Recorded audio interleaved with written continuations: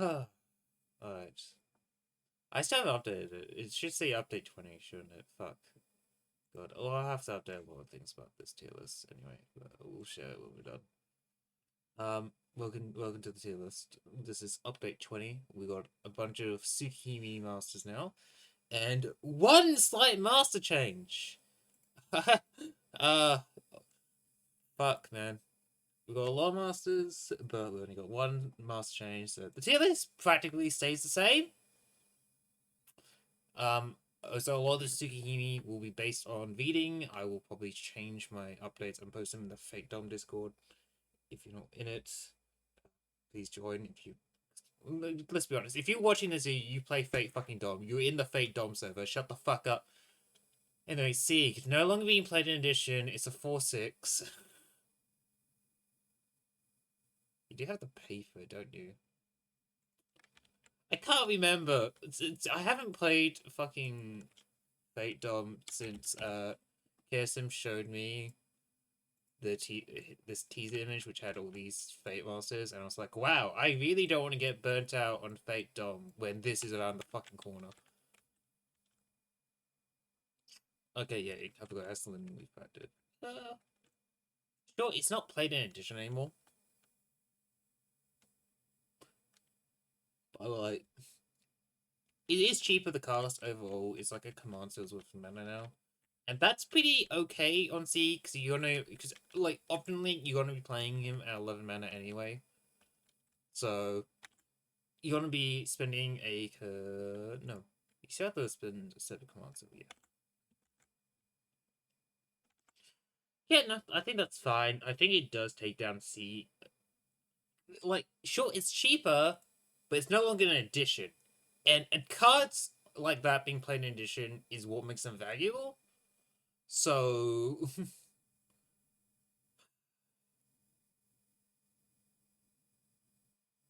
we do underestimate how strong being able to play an extra card is as well. So let's play over Nemesis. I'll put him over Kaya for now. I'll think about it while we go here. Anyway, I didn't need to fix this tier list after because it'll be doubled up. And we can't fucking remove them. Yay! Thanks, tier list. Anyway, like I said, I haven't read these, so. Let's start night with Wallachia. Wallachia. Fuck! I forgot how to pronounce it! I've had that escalation, not escalation. Okay, interesting. Alright, so now Wallachia. Wallachia? Ugh. The first time each round when you enter a battlefield, not deploy enter. Does that mean you have to move, or does that mean you can deploy? Add a temporary copy of Tataria to it. Oh yeah! Oh yeah, I remember, yeah, Kessen told me the pair objective idea went onto yeah, I remember now. I think. I can't remember, it's been so long since I talked to Kessen. I know he was interested in it because of Tsubaki. But, okay, nice to see this is Wakia's gimmick. Did I say that as well? Fuck, Kessen! I didn't even realize you were here. I need more vodka. Okay, well, I'm reviewing your masters. on... No, I'm going by what I'm reading. Yeah, we're doing the tails. I'm alright. I may have fucked up a little. Okay, I'm reading the cards out loud. Let's see. Action. Choose an opponent. While they have Tataya attacks, you play. While you then Tataya attacks, you play. God, that's so hard to read without a fucking comma. While then Tataya attacks, you played this round, gain the type of their servant's spheres. What? Servant sphere, strength, agility, or magic, whichever one they have the lowest number of cards in their starting deck. Interesting. And if it's a tie, it's types with the lowest summon of base power. If still a tie, it's magic, strength, agility. Huh. So how does fear work, Chasm? Like, if they're not, haven't revealed their servant?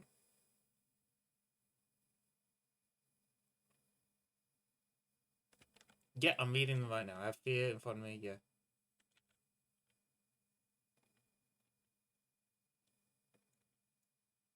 Oh, and then they just.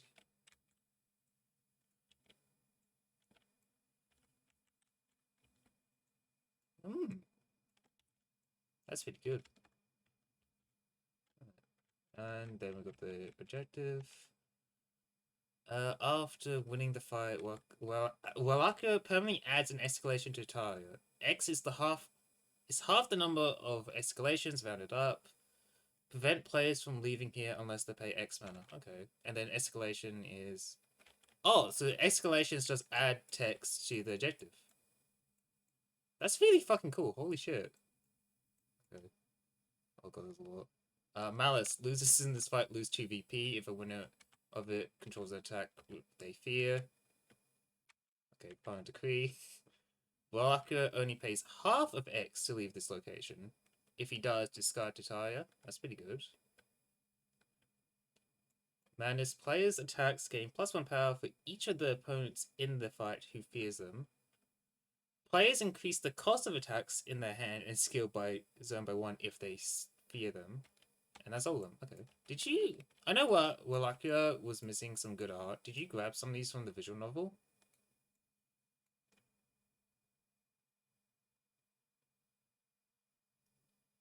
Hmm. Hmm.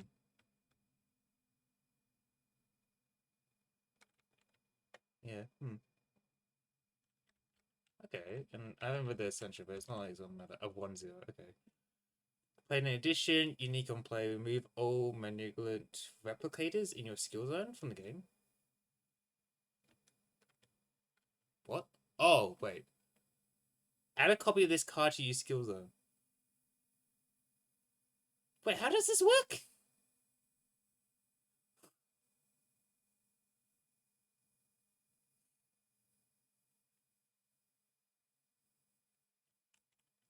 Yeah, the Ascension. So it makes copies of itself, but then it also removes itself from the game?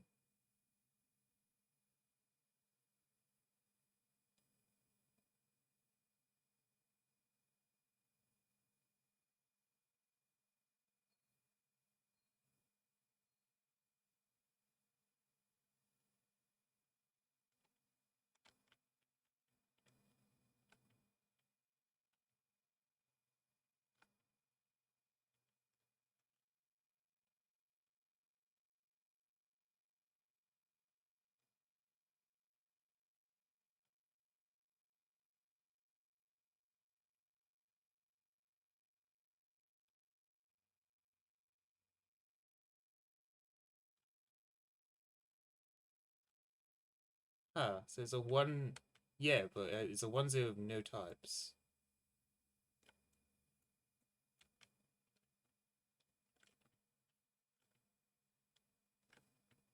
Oh yeah, he's free. Oh yeah, I forgot. I forgot you can do that.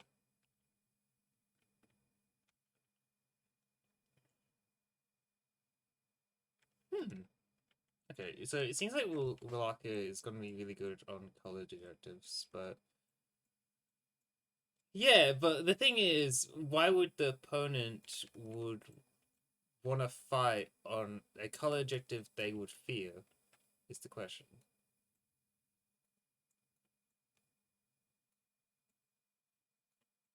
Hmm.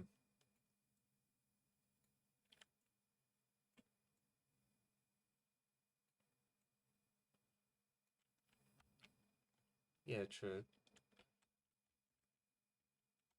Hmm. Okay, yeah, this is like a way more expanded version of Tsubaki that I sent you ages ago, and I really like this. Holy shit.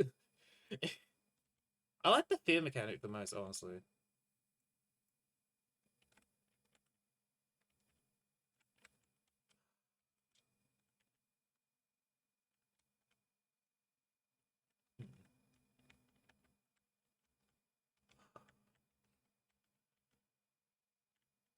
I mean, type of manipulation is pretty good to begin with.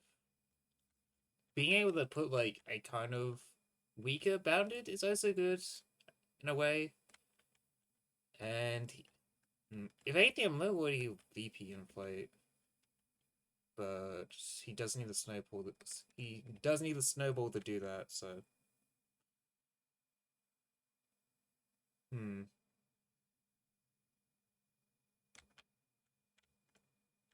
The additionals don't seem that strong. Okay,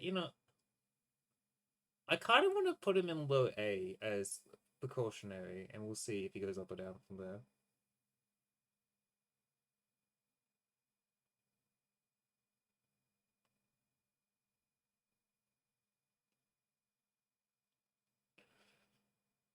Hmm. Oh, yeah, that is.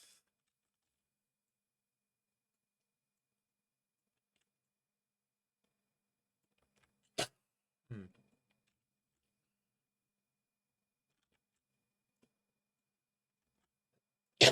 Yeah, I think with it being rounded up, I don't think we need to worry about VP inflation too much. Who's next? Oh, okay, Shiki Tono. Okay, I read what you had written down that he attaches himself to other players, and I'm curious. Isn't that what it says in the thing?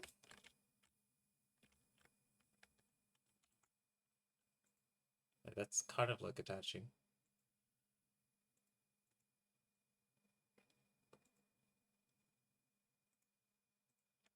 I'll take you up for that. Let's see. So Tonoshiki, Blood Arts. Add voting detachment to your skills. Oh, 1 for agility. Played in addition. That's pretty good. But you also have to pay 1 VP to use it. Okay. Fusion Combat. Search the discarded of an opponent in your fight. You may exchange a basic from there with a basic in your hand or a basic you have in play. Ooh! Wow. That's like Kion and Crack, but it doesn't give you the VP generation. Yeah, you can make your deck stronger, yeah. That's pretty good, wow. Possess, when you gain VP, is set from effects. Okay, that's a good countermeasure to have. Gain that much control. If you reach 13 VP for the first time and you have 7 control, gain the demon, otherwise gain the serpent. Okay. Okay. So you can only get one of these realistically. Okay, so the demon. The Vengeful Revenant. You no longer pay VP for eroding detachment. When you fuse with an opponent with more VP than you, steal 2 VP for them. That's pretty good. And then the Serpent. You can't gain control or use fusion. Eroding detachment gains magic and can be played with less than 8 mana. Okay, cool. So pretty much he has to be either make his deck stronger, and then depending on how he goes, he either becomes a really good combat master, or he can just become a VP leech. That's wow.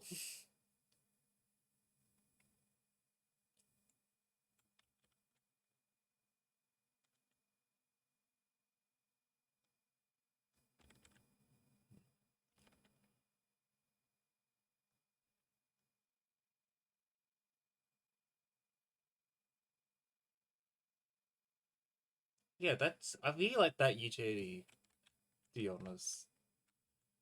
Like this reads to me as like a really strong combat master, because like you either get enough VP to activate control, and then you kind of like have got yourself in a good position at that point, so you can just like leech off opponents to guarantee climax, or if you're playing caster, you just become a much stronger cast, I guess. Especially with a lot of the caster class servants, they're not really combat focused. I guess most of them like some of them kind of just want to sit and be like a VP gaining thing. So giving them combat power is a good idea, I think.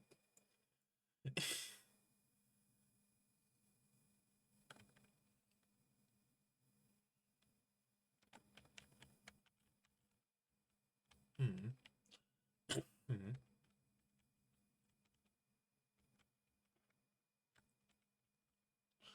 Yeah.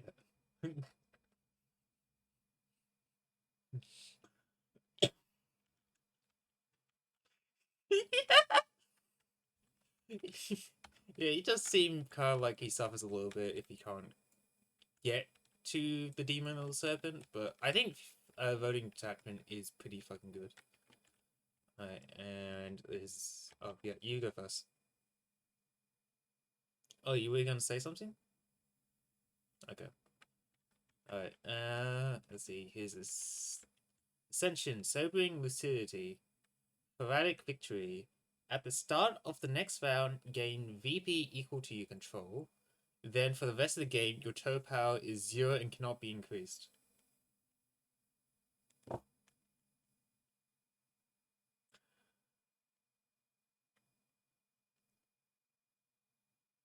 Okay, so pretty much you just activate this in Climax, I guess, and you just...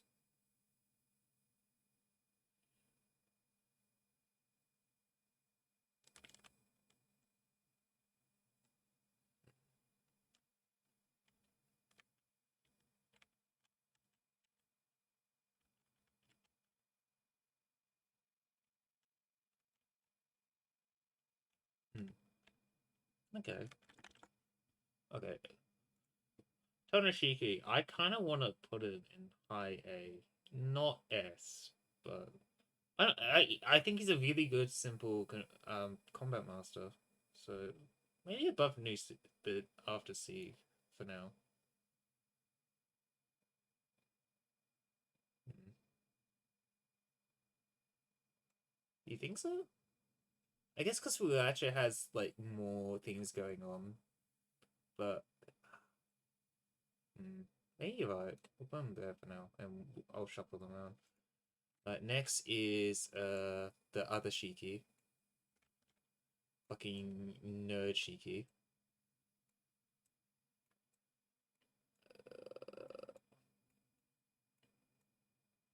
Okay. What? He has 3 copies of Flash Draw? Okay, this is gonna be interesting. Nanashiki, Half-Life. You have Death Perception. Anemic. If you fought one or more opponents last round, you have -2 total power. Okay, interesting. Secret, replace up to 4 cards in your deck with Flash Steps or Flash Draws. Oh, this is gonna be fucking fun. Okay, so how many flash? Okay, so he has 3 Flash Draws and 3 Flash Steps. This is gonna be cool. Okay, so Death Perception, limited lifespan. At the start of round 9 and round 11, lose VP equal to your strain. Oh, okay. Outpost, gain 1 strain. Look at the top 3 cards of opponent's deck, discard any, then return the rest in any order. Oh, okay. Does this mean Flash Draw is... When a player gazed in this game enters your location, play this card. Gazed? How do you play Gazed? Oh, yes. Yeah, okay. Okay, Flash Draw. Yeah, 16 cuts. Reveal the top card of an opponent's deck in the fight. If it matches the type of one of the attacks, defeat them and gain 1 strain. Okay.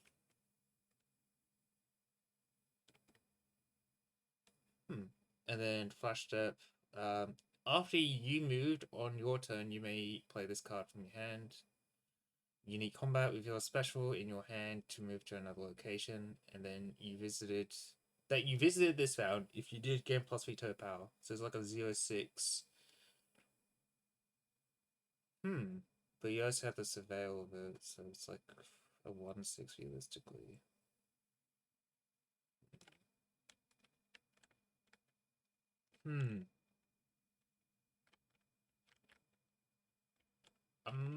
I mean, I guess being able to add fucking colored 0/5s to your deck is going to be really strong. On top of that, it can be played in addition? No.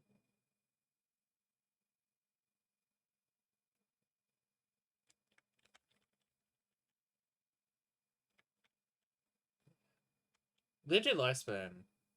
It seems like a really good detriment for him, honestly.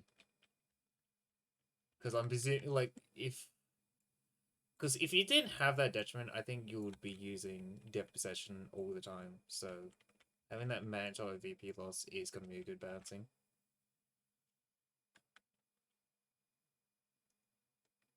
Yeah, you want to get a huge lead, ideally. Huh. Yeah. I don't know what else to say. He just seems... he seems okay. Like, he's not on the level of, like, a lot of other combat masters, but being able to like get rid of weak cards for like 0-5s or 0-3s, depending on how mobile your servant is gonna be pretty good.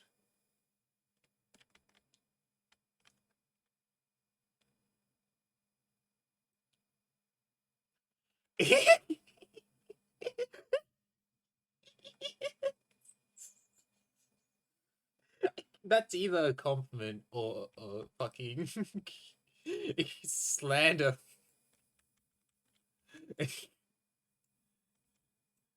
Yeah, he's no Shiro. I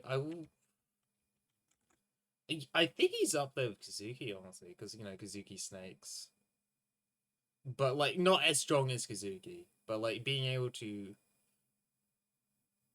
yeah, I know, but he has like a fucking is what 0-5s, which are double typed. I can't remember. It's been so long since I played. Uh, I, I kind of want to also put him in A, but I'm leaning like top of B, honestly. Actually, maybe just behind Waver for now. Okay, Chaos. Oh god, I want to see Chaos so badly. Oh yeah, I didn't read the section. Shuffle your remaining flash chips and or flash straws into your deck. Oh, okay. On your combat turn, if an opponent you gaze at this game is in your fight, draw and play an attack. If that card is not basic, gain 1 strain. Huh. Okay, yeah, that's pretty good on Shakespeare, I guess. Chaos. Holy shit. 4 cards in Chaos's box. Oh, fucking god, Jesus! Just pull out a 15 card deck. Holy shit. Oh. You actually made each beast into a different unique card?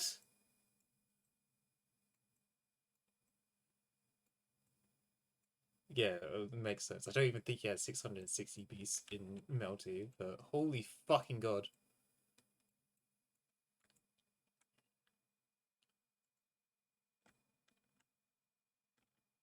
What the fuck? He has 2 different... Oh my god, this is gonna be fun. Okay. Okay. Alright. Alright, so the 666. When you gain mana, draw half of that many beasts. Okay, keep them in a separate hand or discard. You have scrambled seals. Play a beast. Its cost is paid by discarding that many beasts. Beasts have to be played this way. Huh, that's actually really cool. Okay. Scrambled seals use... Okay, and he pretty much has like slightly weaker command skills, so he can either use his main action again, or gain 2 mana and draw a beast. Okay, that's pretty good.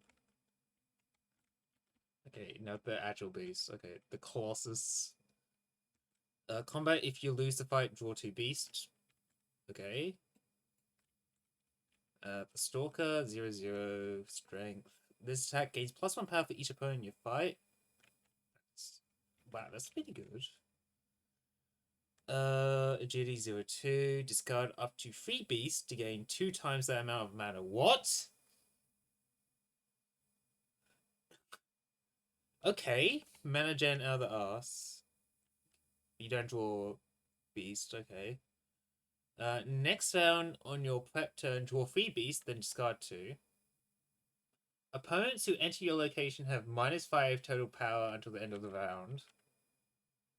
Combat, if you win the fight... I'm not even reading the stat lines anymore. This text is more interesting. If you win the fight, opponents in your fight lose 2 VP and you gain 2 VP. Defeat an opponent in your fight with an active preparation.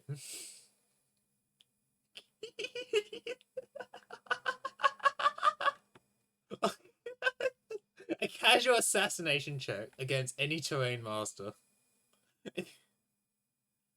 Oh, do I want to know why? I have no. I know Melty Blood. That's it. I haven't read like the visual novels.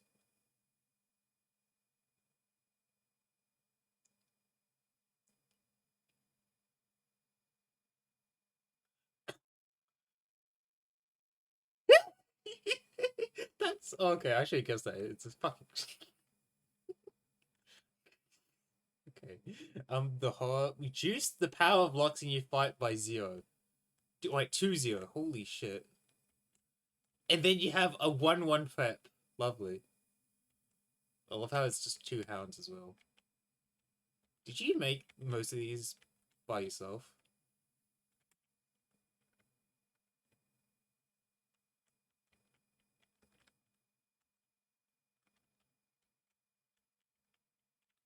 Yeah, I thought so.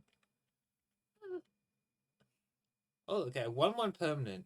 Permanent. Scrambled seals are command seals. When you spend 1, deactivate this card. Huh. That's actually...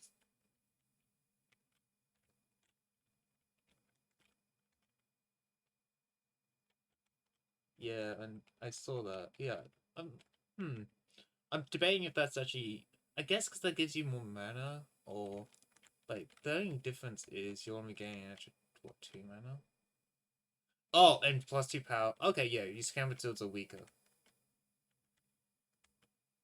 Huh, so you would only... I mean, it being a 1-1 permanent is pretty good, even without types, but... It does let you... Hmm. That's actually an interesting one.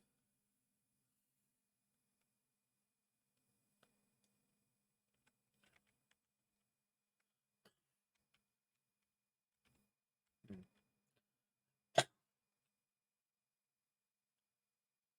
Huh.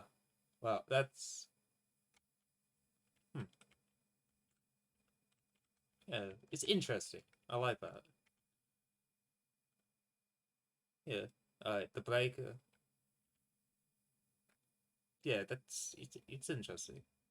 Okay, the breaker. This has X mana cost 0 attack. Choose X freely between 1 and 3. Move up to X spaces along the arrows. This card gains +1 + X power. Okay. That's not bad. This one has X mana as well. Choose X freely. Action: discard an objective on your battlefield with X +2 VP. Okay. 3/3 Phantasm. You combat your noble phantasms have +2 power. Okay, that's face your maker. Combat opponents in the fight who have spent a command seal this round have minus who has not spent a command seal. Oh my god. I had too many vodka Red Bulls last night. -3 total power if they didn't spend a command seal. Okay. And the 999. On play, discard your beast hand. X becomes 2 times the number of cards discard this way. Max of 10. So this is a 0x. Holy shit.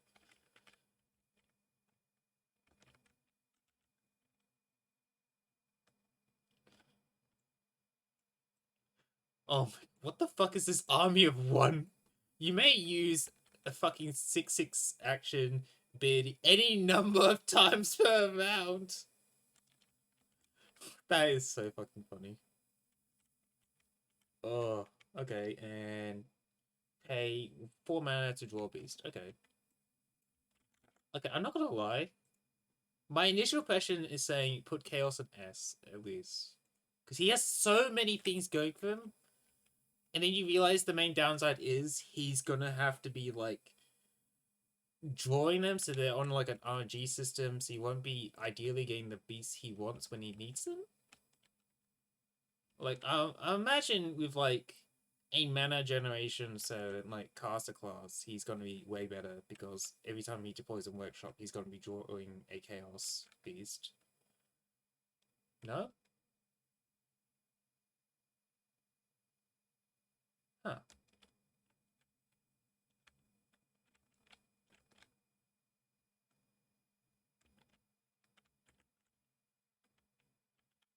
Yeah. Oh.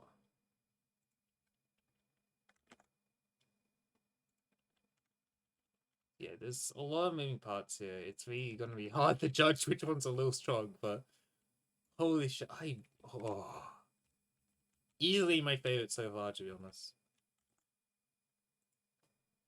I did like the idea of having weakened command seals as well, but I don't think that's really a downside in his case.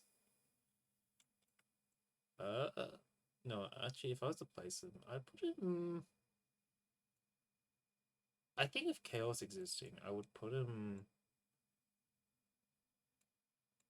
I think I'd shuffle it around like this, maybe a little bit.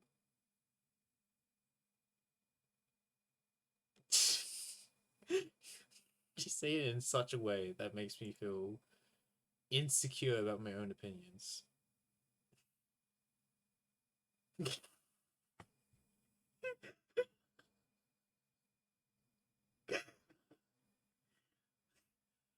I don't know. I guess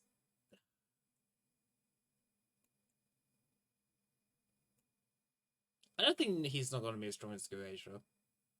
Actually, no. I don't think he will lose steam like Goetia, but Goetia does have a better start. Hmm. Hmm. Put him there for now. Okay. Oh my god. Oh. This is the one I really want to get to. Also known as the Serpent of Akasha. Okay. Triple Mask. Is this the one that POTUS didn't like?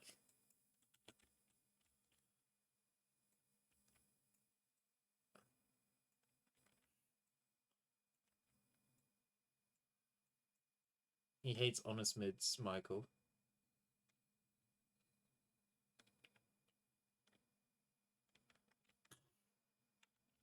That's the assumption, so we'll keep that face down. Okay, Serpent of Akasha. Numerology. Add Overload to your skill zone and add one temporary copy of it to each battlefield. Okay, Infinite Reincarnator. Your first vessel is Michael Voa. If you lose a fight by +3 power or while defeated, reincarnate. Okay. Okay, let's look at Overload first. This card is played in Edition 1-0 Magic. Set on play. Deactivate this card. If you do, attach a temporary copy of it to your location. When you deploy on a terrain space, add all overloads there to your attack. Then they gain +2 power. Okay. Sorry. Okay, so in other words, you can just get infinite amount copies of Overload with enough setup. Sorry, that's.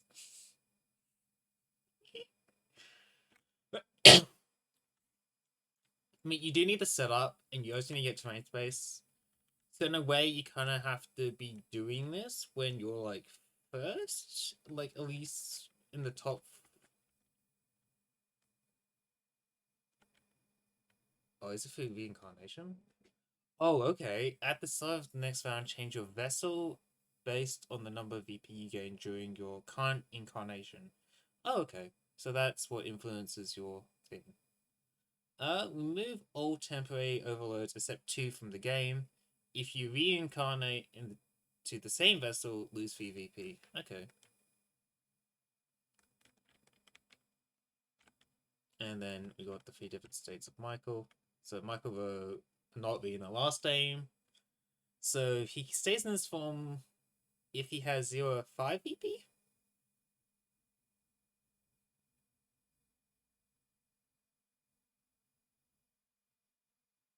Yeah.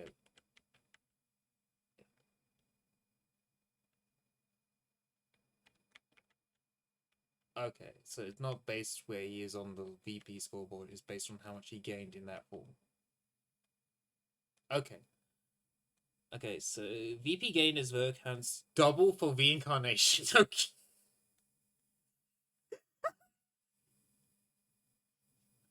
Okay.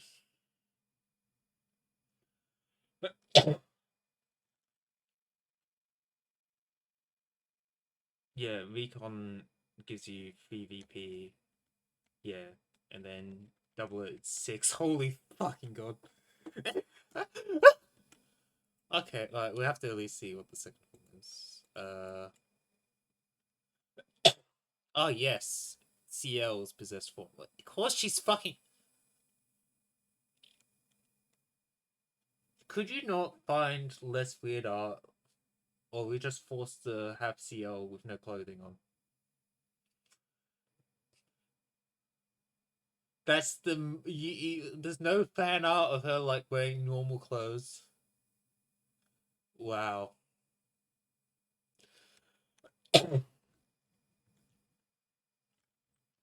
Okay, where did I put the alternate standings again? There we go. Yeah. Alright, let's see the leisure one. Change it there. Okay, I need to change it. Oh, for fuck. Oh, god, you can actually see nipple. Holy shit. Yes, you can. I can see on the stand. You can see the areola. I'm gonna get demonetized now, cousin. Thanks. Okay, unstable possession. VP gained as a leisure counts half for reincarnation, rounder up. Okay. And then your skills have +10, have +1 power. I don't know why that is +10. And cost 1 less mana if you control an overload. And I'm presuming that that skills also count overload, because overload's a skill. Okay. So 3 overloads. But it also means you can't. And yeah, only counts for reincarnation, so you're not halving your own VP gain as well. Okay, Alicia seems honestly pretty strong then, if you can just spam overloads. Granted, you need to be at like +8 mana, but that's pretty easy. Oh, sorry, that's my phone. Ah!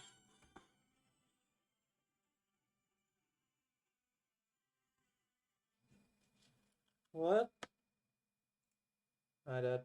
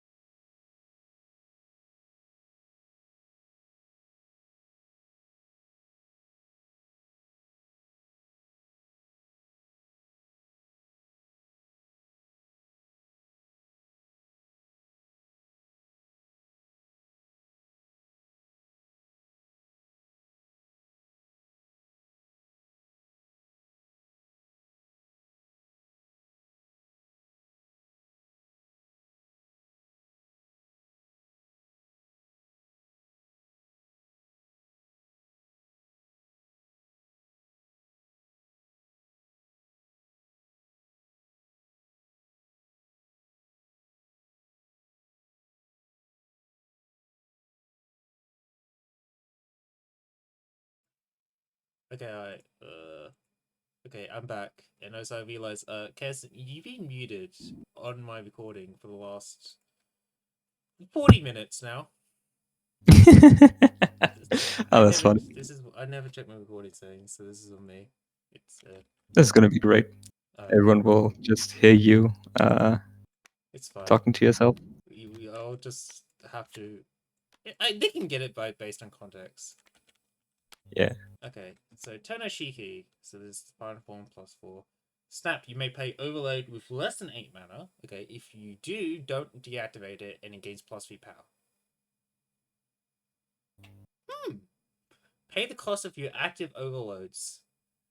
these cards double their power. Yes.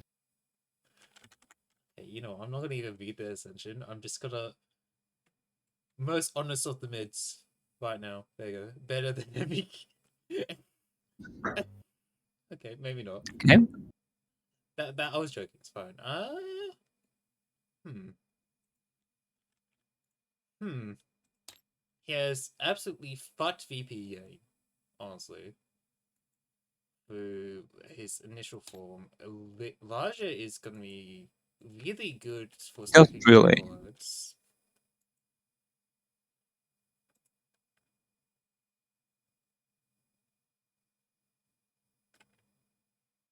Like his VP gain, all he gets from his initial form is +1 from recon.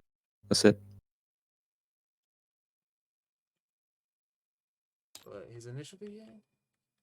Oh yeah, VP Yeah. gained as though it counts as double. Okay, yeah, never mind. Sorry, Yeah. for reincarnation. So he doesn't double his VP gain. It just It just guarantees him being able to go into Elijah or Michael. Sorry, I meant Shiki. So yeah. Although just having like guaranteed recon VP is gonna be good on caster. So I mean, you could do 1 recon round, and then just sit on Elysia, I guess, because Elysia's like the best combat version. And then like Toho Shiki is just. But in order to change to Elysia, he's gonna have to interround. Hmm.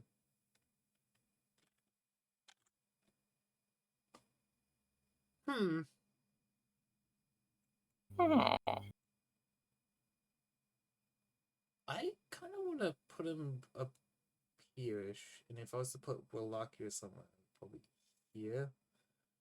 And Tanoshiki, I would put.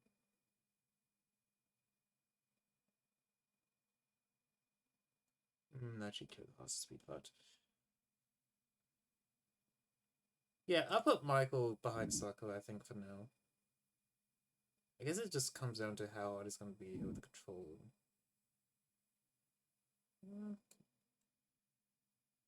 I don't know. Overload has potential to be kind of. I don't want to say stupid. It has the potential to be kind of fucking fun. Yeah. So like the strong version of Overload is as in the Tonoshiki form, right? So you do like snap plus square, and you get like 1 additional, which gives you 10 additional power, or over 2 attacks for like not a lot of mana, but it requires you either to set up two overloads in one location, or to be below 8 mana when you play attack, so you don't get to play any skills that round. It's a bit tricky, but he can definitely deal a lot of damage on his own in that form.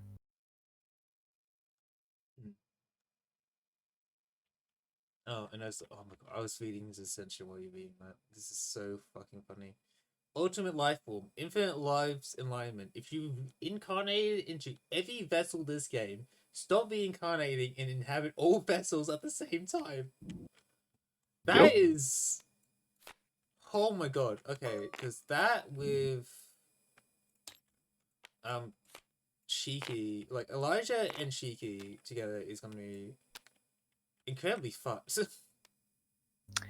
Yeah, that is going to be quite strong. Yeah, and then at the start of each climax round, add a temporary copy of an overload to any battlefield. That's an ascension of all time, honestly. Yeah. It's a shame. Can't wait to never see this. Yeah. Ever. Because no one rarely picks Shakespeare anyway. It's honestly kind of boring. But CL. Is CL next? No, because to do the other toner. Yes, my main in type Lumia when I'm not playing Dante's. Which one? Akia? I I can never pronounce her name. well, oh wait, Tablumia only has one, right? Yeah. Okay, yeah, because there are like 3 versions of her in Actress again, right? Okay. I like how I hop over and she has a second state already. This is gonna be interesting. And a dice. Oh, And a die.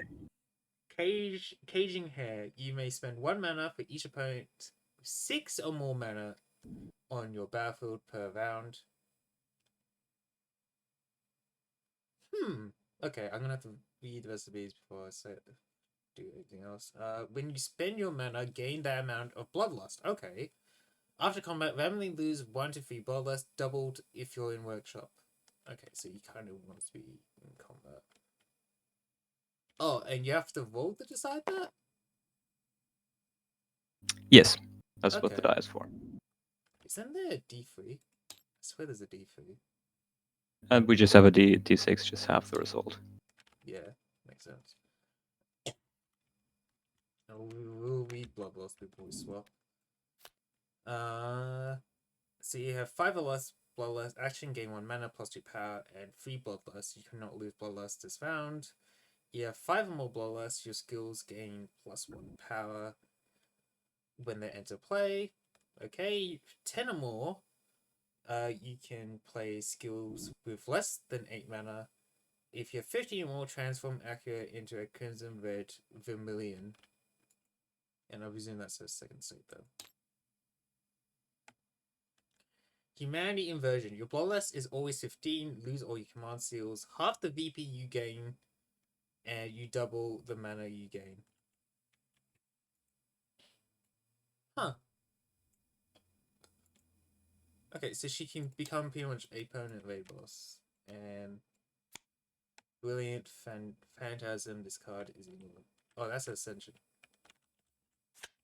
Okay, so not basing on the Ascension. She's really mana fucking hungry. What do you mean hungry? Hi there. Yeah. No, it's just if you want to get to 15, you're gonna be like ideally spending your mana on caging hair a lot. KJ. What? Are you guys talking about the board game Yeah. one, Yeah. the Dominant Grail? Awesome. I don't want to interrupt what you guys are doing, so apologies for that. But I just found out about the tabletop version of this because I literally just found out about the game even existing in general, and then I found out that there was a tabletop modded version and all this other stuff. So I'm kind of trying to figure it out, but I'm running into a lot of difficulty. And I saw that you two were in here, and I thought maybe I could ask for help in just learning how to play it in general, but not any of the nuanced stuff yet. Just literally how to set it up and start it. Okay. Because I pulled open the text document that was on the workshop as well, and I've tried to follow it, but it almost seems like the game is missing something. is quite possible. You know what? We can jump into a quick game. I bet you'll manage on your own DXC, right? Yeah. Okay, cool. I think I can show you the ropes, basic stuff. We'll change channel, okay? Yeah. Thanks for jumping in, Kazim. Yep. Bye. Okay.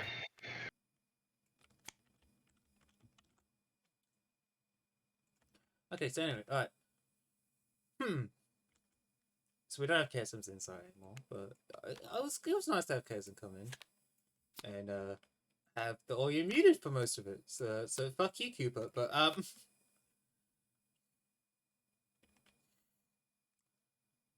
think it is appropriately hard to get to caging hair. Like, if I'm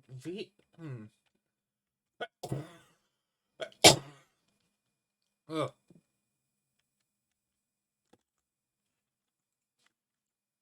If I was to put, I want to put it in like B. She has she gets to be a raid boss, but she gets to the raid boss status what seems a little harder, especially when she's randomly losing, so you're gonna have bad luck.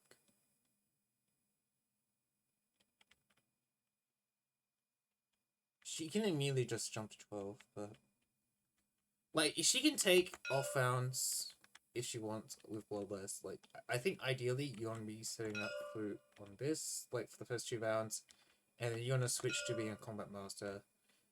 So it kind of feels like a more. It's a very. It's very management heavy. And I think when it comes to that, it really comes down to how hard is it going to be to manage that, and does that outweigh the benefits? Like, how much effort do you need to get the rewards you get from it? Like, for example, Bizette has a very strict system where she's really going to be only fighting day 3, day 4. She can fight day 1, day 2, but those aren't really optional. She's probably want to be setting up those rounds. And she has this really restrictive playstyle, but that's balanced by the fact that she has absolutely fucked VP gain and Fragamark, and a 0-5 to play on day 3 to guarantee winning fights. So that's really balanced out. And like Glacier has absolutely strong power, but he also loses momentum pretty fast, so he requires a lot of management. So, and I think with this,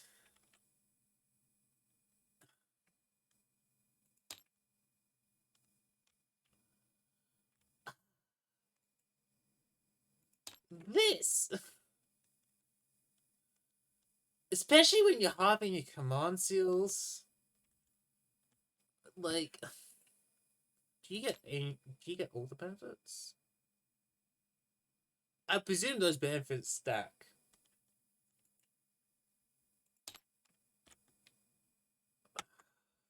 I mean, I guess ideally by the time if you reach that,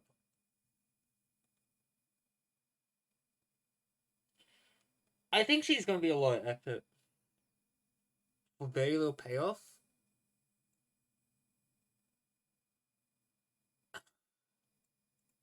That said, it's still pretty strong. I think maybe the best you want to be doing, like, I think you shouldn't be forcing Crimson Red unless you get a really big lead. Like, ideally, you would want to stay around 10. Because, like, King 15, sure, you get that power boost, but you're also halving your fucking VP. So...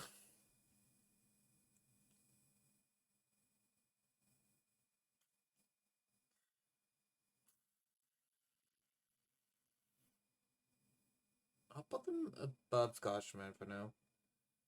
I don't know, it just seems like a lot of management for very little payoff. I mean, they're good, but honestly, me, you've seen this?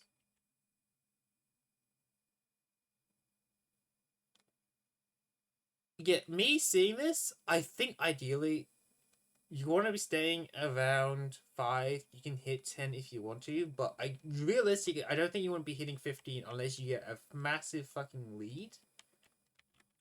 So you can justify a gain that half EP gain. Like, it won't matter that much once you get to climax. Actually, it'll matter a little bit, depends on opponent's VP positioning. But I don't know. I think it's a lot of management for very little payoff. And if we read her Ascension, Brilliant Phantasma. Plundered Life. While you are Akira players whose mana you stole to play this, you steal mana? What player you killed lets you steal mana? Oh! I misread Caging Care. You may spend 1 mana from each opponent with 6 or more mana on your battlefield per round. Oh, I misread that so badly. Okay. Alright, and then if you're familiar, this card gains fussy. It's a 7/4, not like that mana is your double mana anyway. Okay, never mind. Stealing mana. That makes it a little better, but it still seems like a lot of management.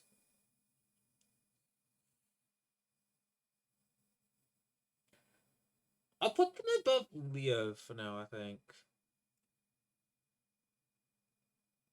Yeah, I think above Leo for now is pretty okay. Put them at B. CL! Where did I put CS cards? Over here. I kind of also need to go to the toilet. I'm going to the toilet. I'll be back in a minute or two. Sorry to go and back again.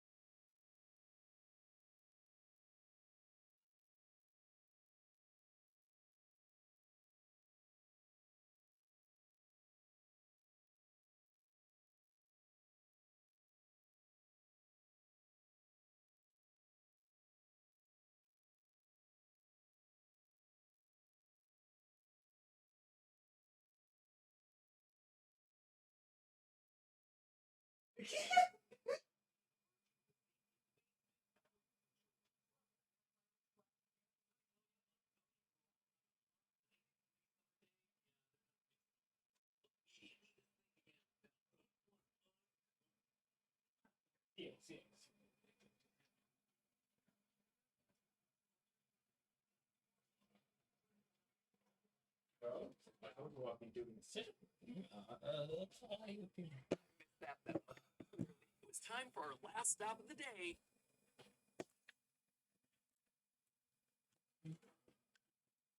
Oh, that was a power moment. Okay, surely everyone had their time to read the cards. So, but CO. Undercover operative. You ignore engagement and other players ignore engagement with you. Do we really just... we really out here power creeping motherfucking mode? I'm joking. Okay, adds cremation rights. Is this? It's a wonderful plan. What the fuck? When an opponent gains 7 or more VP in one round, add the Holy Seventh Switcher to your skill zones. Add this to your skill zone. Okay.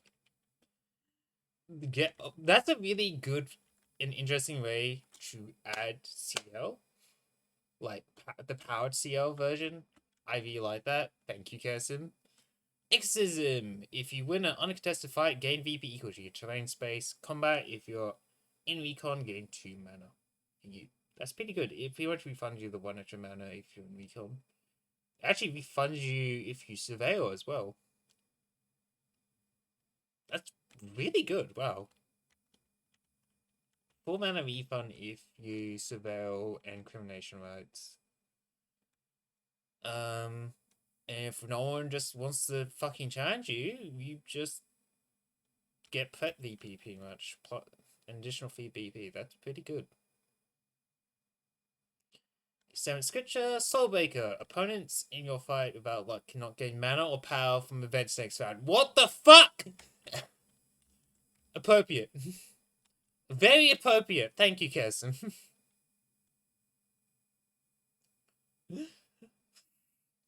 Okay, yeah, I mean, you're not going to get that often because they need to be able to gain 7 VP in one go. So, yeah, no, that's okay. And I'm actually curious about this art kind of goes hard. I don't remember Sia having those tattoos, but who cares? Art goes hard. Your strength attacks have +4 power and soulbreak.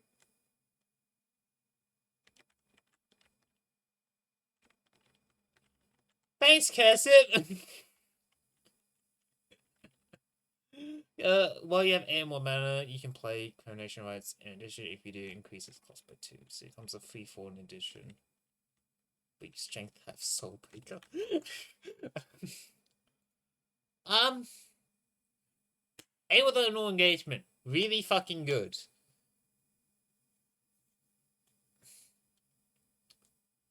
This is...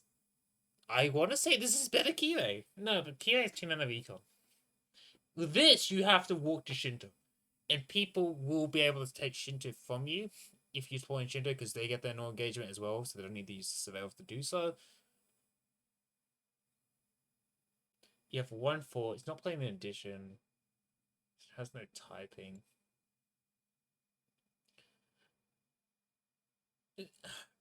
But being able to Soulbreaker as a punishment if someone just goes ham on VP gain, I kind of just want to put her below Kirei. In a way, she's like Kirei in different ways. And what she does differently is good, honestly. But it's like...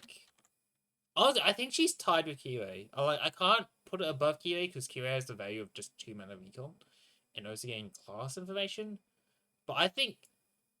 like, where Kirei is like a very more information-focused master, CL is like Kirei, but more focused on combat, if you get me.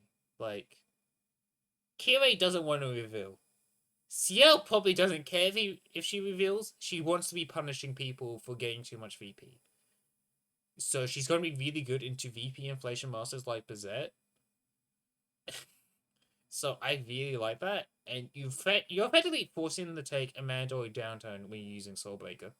Especially as a 3/7 with no phantasm typings. That's pretty fucking good. Oh, so yeah, no, I'm gonna put CL in A, but just below Kirei, sadly.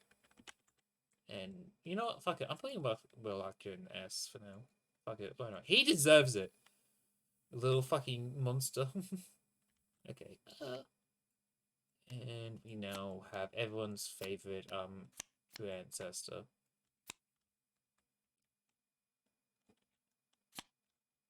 Okay. Agard Brunstood. Natural spirit. No, sorry, nature spirit. You start the game with Marble Phantasm. Regain it when you use Moon Princess. Okay, Moon Princess. Outpost, gain Vampiric Impulse until you win a contested fight. When you do, steal up to 2 mana from an opponent in it. Okay, so Marvel Phantasm, once per game, sorry. Action! Pays X mana on your combat turn. Deactivate X basics in your fight. Okay, for each card deactivated, its owner draws cards onto the draw basic, they add it to their attack, and keep the rest in their hand. Interesting card. It'll take a smarter player than me to use that properly. Vampiric Impulse, Bloodthirst. You cannot use Marvel Phantasm, lose 2 VP at the end of the round. Your basis costs 1 more mana, plus 2 power. So Vampiric Impulse just makes you into a budget circle.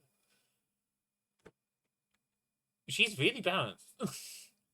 Sure, she gets 2 mana still, but she has to win just a fight. She cannot use Marvel Phantasm again. You're really not going to be using Vampiric Impulse unless you're going to Marvel Phantasm or you really know you're going to win that fight. You'll effectively be also refunding yourself because of Moon Princess.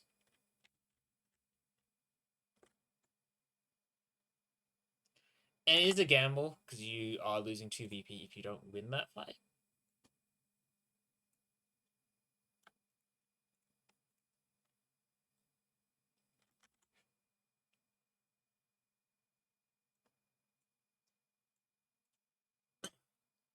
Along the scale of A, I kind of want to put them below Shiki.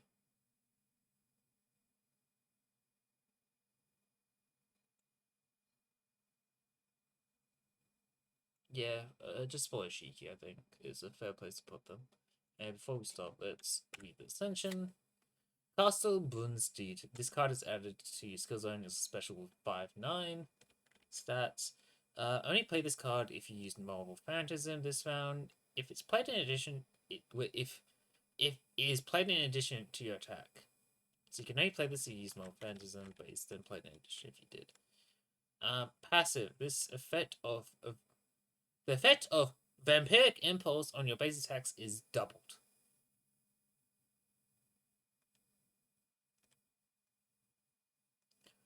So 2 mana for +4 power. Okay. I'm not gonna do the Central tier list now. I can't be fucked. But here you go.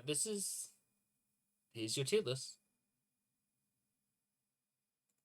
I really don't know what to say. Like, there's 2 potential masters here that will break the game. I think immediately in their own ways. Like, Chaos, Wallachia are my top runners for S right now. A is wow.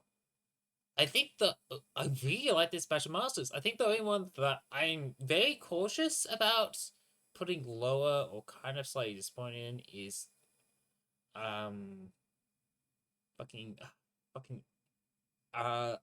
Akira. Akira, yeah, fuck it, we'll just call it Akira.